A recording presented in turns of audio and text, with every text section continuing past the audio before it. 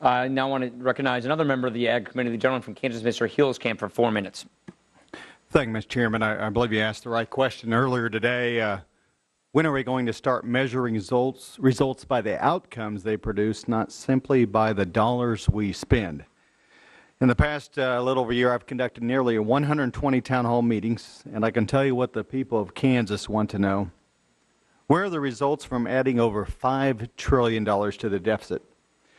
As we look past the rhetoric to the actual reforms in this particular proposal, here's what my folks are advocating for.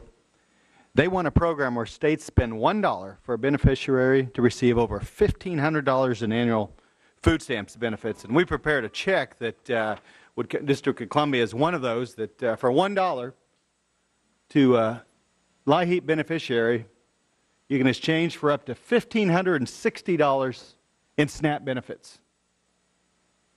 They'll send a $1 check out. They'll get another $1,560 from the government.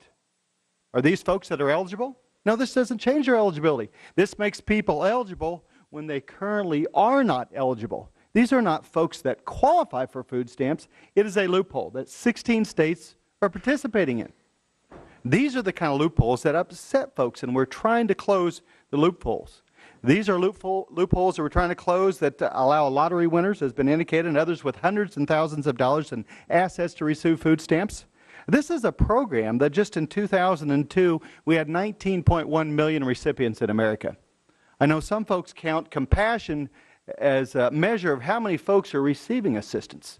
Does that mean today we are so much more compassionate in America when we have 44 million Americans receiving food stamps? Obviously not. Being compassionate is trying to make certain folks actually are not receiving assistance, that they're actually receiving a paycheck rather than the welfare check. As my colleague mentioned, direct payments are going to go away. I've said that to my folks at home. They're also expecting, though, that people who do not qualify, who are not in need, should not be receiving assistance. In the Obama economy, it's taken 39 weeks today. 39 weeks today. If you're a graduate from college today, it'll be about Valentine's Day next year, on average, when you're able to find a job.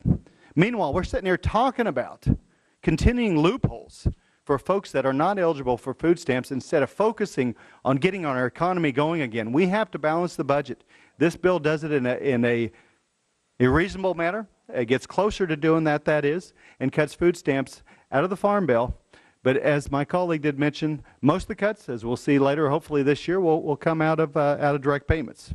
But when I talk to my farmers and other folks, are saying, if a program has increased 267%, 267% in the last decade, and we can't find 4% to cut, they know we're not telling them the truth.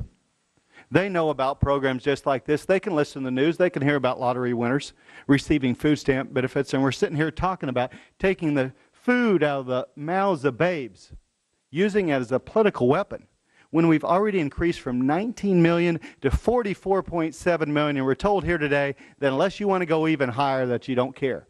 No, I care about Americans. I care they have a job. I care about the 44 million families that need a job.